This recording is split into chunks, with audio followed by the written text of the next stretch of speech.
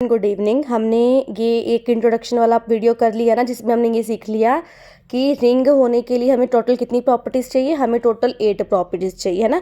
एक तो बिलियन तक अंडर एडिशन आपकी 5 प्रॉपर्टीज़ हो, है ना। ये आपको मैंने पिछले वीडियो में बताया है, आप उसको देख के ही ये वीडियो देखने आना, अदरवाइज़ आपको समझ में ही नहीं आएगा। जैसे हमको ये पता है ना, ये 5 प्रॉपर्टीज़ किसके लिए इंपॉर्टेंट है? एबिलियन ग्रुप के लिए, अंडर एडिशन। अगर इसके साथ 3 प्रॉपर्टी और ऐड हो जाए, क्लोजर मल्टीप्लिकेशन के लिए, एसोसिएटिव मल्टीप्लिकेशन के लिए और डिस्ट्रीब्यूटिव मल्टीप्लिकेशन के लिए हो जाए तो हम उसको क्या बोलते हैं? रिंग।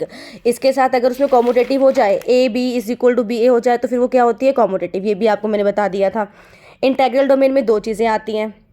कौन सी? M5 और M6। M5 का मतलब मल्टीप्लिकेशन आइडेंटिटी होनी चाहिए और दूसरा नो जीरो डिवाइज़र। ये मैंने आपको पिछली वीडियो में बता दिया, तो प्लीज़ पहले उसको देखकर फिर आप यहाँ पर आना। फील्ड भी मैंने आपको बताया कि फील्ड में इन्वर्स एग्जिस्ट होना चाहिए। जीरो के अलावा सबका इन्वर्स होता है, मैंने आपको ये भी बताया था। जीरो का क्यों नहीं होता? क्योंकि जीरो का इन्वर्स होगा 1/0 और 1/0 तो एग्जिस्ट ही नहीं होता। इसलिए जीरो को छोड़कर फील्ड में जब भी आप मल्टीप्लिकेशन का ऑपरेशन लगाओगे, जीरो को नहीं लेना है। सिर्फ किस पे केस पर फील्ड प्रूव करते हो, बाकी पर आप ले सकते हो, ठीक है। टोटल मतलब हमको फील्ड प्रूव करने के लिए 12 प्रॉपर्टी चाहिए, मैंने आपको पिछले लेक्चर में बता दिया, वो आप देख लेना, फिर आप इधर आना। हमारा आज का मेन थ्योरम है। थ्योरम आपकी क्या है? Every field is an integral domain. आपने PYQ में देखी होगी, आपको आती है every finite integral domain is a field, इसी का उल्टा पार्ट आता है। तो उसके लिए आप ये वाली थ्योरम पढ़ के जाओगे, क्योंकि हो सकता है इस बार आपको ये वाली थ्योरम पेपर में आ जाए। तो क्या है आपका? Every field is an integral domain.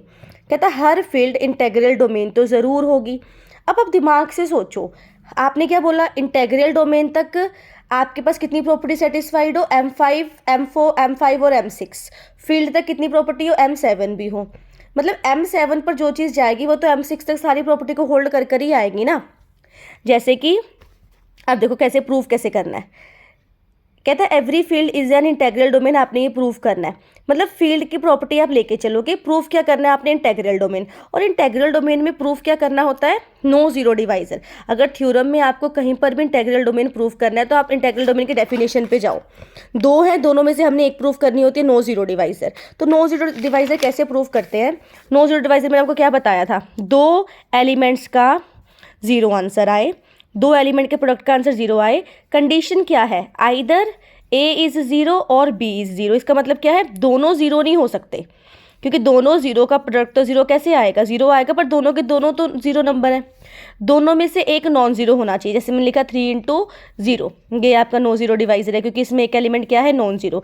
या आप लिखो 0 × 4, ये भी आपका नॉन जीरो डिवाइजर है, क्योंकि इसमें आपके पास एक एलिमेंट क्या है? Non zero.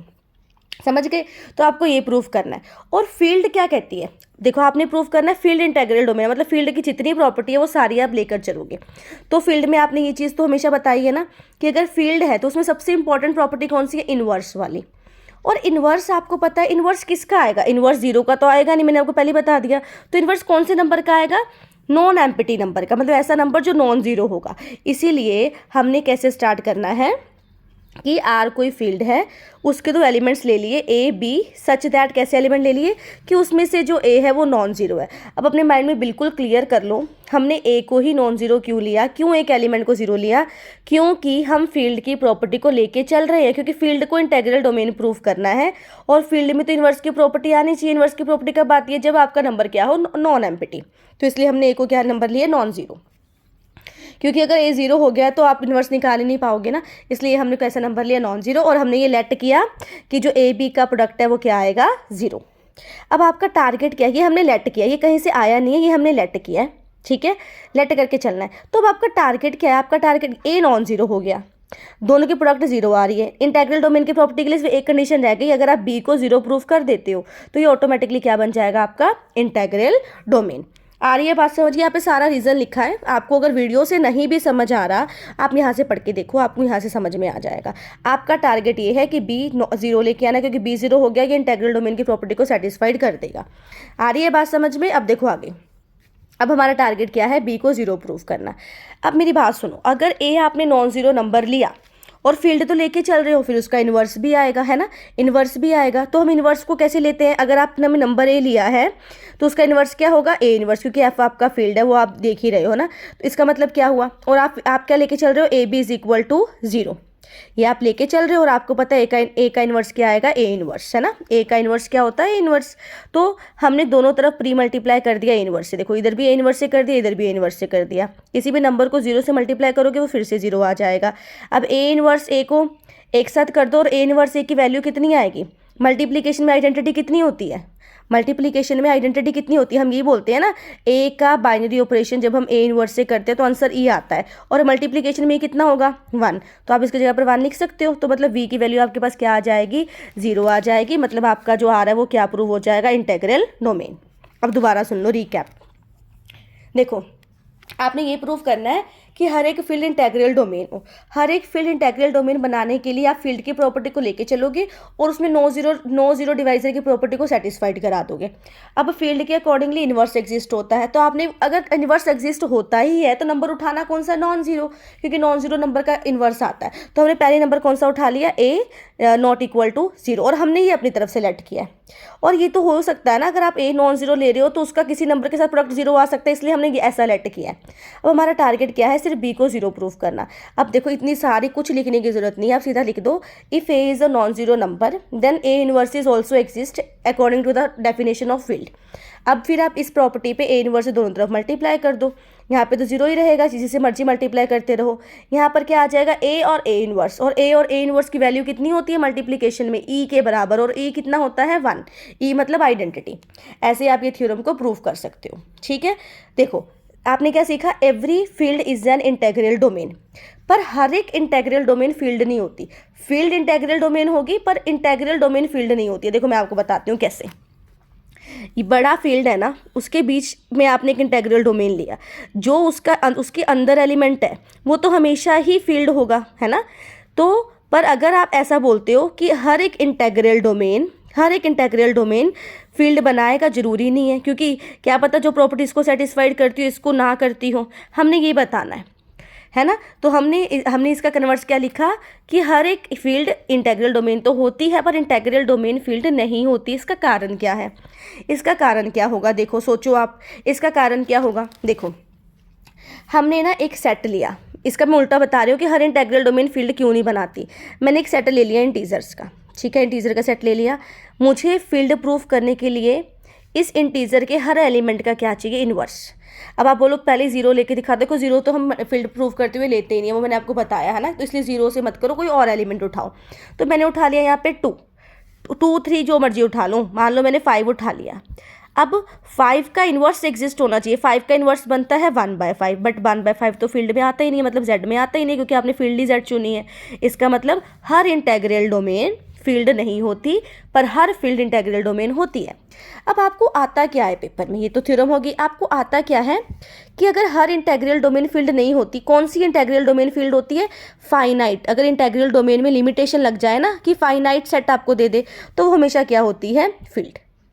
ठीक है, अब देखो बात, अब करने क्या लगे हम, अब हम इंटेग्रल डोमेन की प्रॉपर्टी को लेके चलेंगे और बाद में क्या प्रूफ कर देंगे, फील्ड।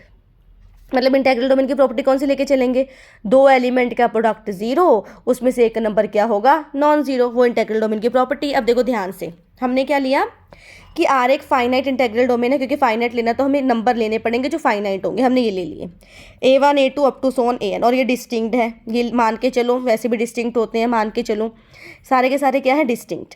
हमने अब इंटेग्रल डोमेन की प्रॉपर्टी के हिसाब से एक नंबर नॉन जीरो भी लेना था, वो हमने ले लिया, A ले लिया। अब ये नॉन जीरो नंबर को अपने ये सेट के साथ मल्टीप्लाई करो और उसका S का नाम दे दो, एक नया सेट बना लो। यहाँ पर क्या आ जाएगा, AA1 AA2 और AAN, इसको नाम दे दो आप S का। अब एलिमेंट तो बदले नहीं है, एलिमेंट तो वही है, बस आपने उसको A से मल्टीप्लाई किया है।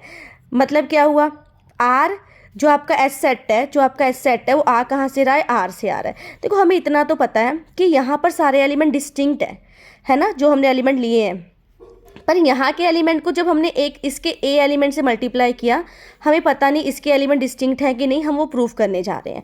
तो हमने कैसे किया, मैंने आपको ये वाला स्टेप एक और क्वेश्चन में करवाया था, राइट कोसेट वाले पे, आपको वहाँ से ईजी लगेगा। आप मान के चलो कि इसमें से 2 एलिमेंट क्या है, same, AAI is equal to AAJ, AA cancel हो जाएगा, है ना, 2 एलिमेंट आप लेके चलोगे। मान लो, देखो मैंने लिखा है भी पॉसिबल लेट कर लो, 2 एलिमेंट क्या है, सेम। ये AAJ है जो इधर प्लस का इधर आके माइनस का हो जाएगा, दोनों में से क्या कॉमन निकलेगा, A। और आप क्या मान के चलो, ए तो नेगेटिव हो ही नहीं सकता, आप बोल के चलो ना कि ये तो नॉन जीरो नंबर है ही नहीं। तो नॉन जीरो नंबर बचा कौन सा, a i minus a j is equal to zero. A तो नॉन जीरो हो नहीं सकता, तो बचा क्या, a i minus a j is equal to zero. तो यहाँ पर जब ए जे माइनस के इधर के प्लस हो गया, मतलब दो एलिमेंट सेम आ गए। ये तो हो ही नहीं सकता, क्योंकि आप आर के एलिमेंट कैसे लेकर चले हो, आप आर के एलिमेंट लेके चले हो सब के सब डिस्टिंक्ट। इसका मतलब क्या है, आपकी कॉन्ट्राडिक्शन आ गई यहाँ पर। इसका मतलब क्या है, जो आपने ये लेट किया है ना कि दो एलिमेंट सेम है, सो दो एलिमेंट सेम नहीं है, सभी एलिमेंट क्या है, डिस्टिंक्ट है। आर के भी डिस्टिंक्ट है और एस के भी डिस्टिंक्ट है, दोनों के डिस्टिंक्ट एलिमेंट आ गए, है ना, दोनों एलिमेंट डिस्टिंक्ट आ गए।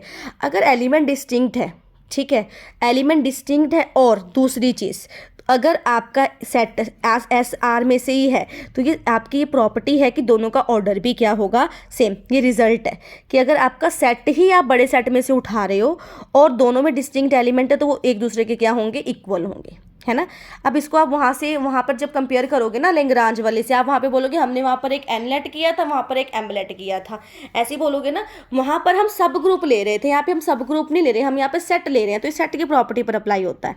अगर रिजल्ट क्या है, दोनों का ऑर्डर सेम है, और दोनों, अगर जो आपका एस है वो आर का सेट है, सबसेट है, तो आपका क्या रिजल्ट आता है कि जो एस है वो इक्वल किसके है, आर के। तो अगर आपका आर, आपने फाइनाइट इंटेग्रल लिया था, तो आपका एस भी क्या हो जाएगा, फाइनाइट इंटेग्रल हो जाएगा, ठीक है। ये आप सीधा भी बोल सकते हो। अब हमको क्या दिखाना है, हमको क्या दिखाना है यहाँ पर, एक और चीज़ कि नो जीरो डिवाइजर है कि नहीं, है ना। अब हमने देखो क्या किया, अच्छा, अगर ये इंटेग्रल डोमेन है तो ये दोनों प्रॉपर्टी को होल्ड करेगा, है ना, एक नो जीरो को भी करेगा और मल्टीप्लिकेशन आइडेंटिटी को भी करेगा। तो अगर आप मल्टीप्लिकेशन आइडेंटिटी को कर रहे हो, तो आप मल्टीप्लिकेशन आइडेंटिटी क्यों ले रहे हो, क्योंकि आपको इन्वर्स दिखाना, फील्ड प्रूफ करना है ना, फील्ड। तो फील्ड प्रूफ करने के लिए क्या करेंगे हम, देखो हमने एक एलिमेंट ले लिया 1, है ना, क्योंकि आर अगर एस के बराबर है, तो जो आपने वन एलिमेंट आर से लिया वो वन एलिमेंट एस को भी बिलोंग करेगा। और अगर आपने ए एलिमेंट लिया था ना एक नॉन जीरो, अगर वो आर का है वो एस का भी होगा। तो अगर आप ए को ए इनवर्स से मल्टीप्लाई करोगे, आंसर कितना आएगा, ई, है ना, क्योंकि मल्टीपल आइडेंटिटी कहती है ये यहाँ से नहीं आया, ये कहाँ से आया है, इंटेग्रल डोमेन की प्रॉपर्टी से, कि a inverse is equal to e, और ई की वैल्यू कितनी आएगी, 1, है ना, क्योंकि आइडेंटिटी एलिमेंट 1 है। तो यहाँ से इसका मतलब क्या हुआ कि ए का इन्वर्स एग्जिस्ट करता है, इसलिए जो आपका ये है, ये क्या बन गया, आपका फील्ड। अब देखो दोनों थ्योरम्स का दोबारा से सुनो अच्छे से। सबसे पहला प्रूफ है कि every field is an integral domain. दिमाग में रट लो, हर फील्ड इंटेग्रल डोमेन होती है, बड़ी चीज़ है, उसमें से कोई छोटी उठाओगे तो छोटी जो उठाओगे वो सेम टू सेम ही निकलेगी, कुछ अलग नहीं निकलेगा उसमें से। तो आपने इसको प्रूफ कैसे किया, आप फील्ड की प्रॉपर्टी को लेके चल रहे हो कि इसका एक तो इन्वर्स एग्जिस्ट करता है। अगर इन्वर्स एग्जिस्ट करता है, इन्वर्स एग्जिस्ट उसका करता है जो नंबर नॉन जीरो होते हैं। तो सबसे पहले आप एक एलिमेंट उठाओगे, ए इज़ नॉन जीरो, फिर आप लेट करोगे कि आप नॉन जीरो नंबर को किसी के साथ मल्टीप्लाई करो, आंसर प्रोडक्ट जीरो आएगा। ऐसा नहीं कि सबका आएगा, कोई ना कोई एलिमेंट का आएगा। तो हमने ये खुद से लेट किया है कि A B is equal to zero. फिर आपने बस क्या लिखना है कि अगर ए नॉन जीरो है तो उसका इन्वर्स आएगा, इन्वर्स ले लो ए इन्वर्स, दोनों तरफ ए इन्वर्स से मल्टीप्लाई कर तो आपका सीधा कितना आ जाएगा, b is equal to zero. जैसे ही b is equal to zero आ गया, वो आपका किसकी प्रॉपर्टी बन गई, इंटेग्रल डोमेन की। क्योंकि इंटेग्रल डोमेन की प्रॉपर्टी कहती है दो एलिमेंट्स जीरो आते हैं तो उसमें से एक नॉन जीरो होना चाहिए, दूसरा क्या होना चाहिए, जीरो। दोनों प्रॉपर्टी आपकी होल्ड कर गई, है ना। उल्टा पर हर इंटेग्रल डोमेन फील्ड नहीं होती, क्यों, क्योंकि इंटेग्रल डोमेन अगर हम z से उठाएं तो z में तो इंटीजर कितने सारे आते हैं, 4 5 6, 6 का इन्वर्स तो 1/6 होता है, और 1/6 z में आता है, नहीं आता, तो इसका कन्वर्स नहीं ट्रू होता। इसका कन्वर्स ट्रू कब होगा, इसका कन्वर्स ट्रू होगा जब आपकी जो इंटेग्रल डोमेन है वो क्या बन जाएगी, फाइनाइट। जब फाइनाइट होगी तभी आपका इंटेग्रल डोमेन हमेशा क्या बनाएगा, फील्ड। उसके लिए हमने क्या लिया, उसके लिए हमने लिया भी आर ले लो जिसमें फाइनाइट एलिमेंट है, सारे एलिमेंट डिस्टिंक्ट। एक एस उठा लो, एस उठा लो, उस एस को, वो एस बना कैसे है, एक नंबर उठाया हुआ है हमने ए आर से जो नॉन जीरो, उसको मल्टीप्लाई कर दो। हमें आर के एलिमेंट डिस्टिंक्ट पता थे, हमें एस के नहीं पता थे, हमने दो मान के लिए भी दोनों के दोनों सेम है। जब हमने वहाँ पे सॉल्व किया दोनों के दोनों ए आई इज इक्वल टू ए जे आ गया। एलिमेंट तो पहले से आप बोल रहे हो ना डिस्टिंक्ट है, तो वो तो सेम आ ही नहीं सकते, तो यहाँ पर आपकी कॉन्ट्राडिक्शन आ जाएगी। मतलब एस के एलिमेंट भी सारे क्या हो जाएंगे, डिस्टिंक्ट। ऑर्डर सेम आ जाएगा क्योंकि एस आर का सबसेट है तो सीधा इंटेग्रल डोमेन हो जाएगा। हमें इंटेग्रल डोमेन को क्या प्रूफ करना है, फील्ड। दोनों फाइनाइट इंटेग्रल डोमेन तो आ गए, फील्ड प्रूफ करने के लिए इन्वर्स आना चाहिए। इन्वर्स कैसे आएगा, हम इंटेग्रल डोमेन की दूसरी प्रॉपर्टी लगाएंगे, नो जीरो डिवाइजर के साथ दूसरी प्रॉपर्टी उसकी कौन सी होती है, मल्टीपल आइडेंटिटी। आइडेंटिटी का मतलब a binary a inverse is equal to e आना चाहिए। ए तो आपका नॉन जीरो, ए इनवर्स तो डेफिनेटली आएगा, और आइडेंटिटी एलिमेंट कौन सी होगी, 1, मतलब इनवर्स एग्जिस्ट करता है, तो ये क्या हो गया, फील्ड। ये बहुत इंपॉर्टेंट टॉपिक है। इन दोनों थ्योरम्स में से एक आपको फाइनल और एमएसटी दोनों में आने की पूरी पूरी चांसेस है, क्योंकि बहुत इंपॉर्टेंट थ्योरम है। अच्छे से समझ लो, कोई डाउट है फिर मुझे बताना, ठीक है। देखो अब आगे, पहले आप इतना ही कर लो, इतना ही कर लो।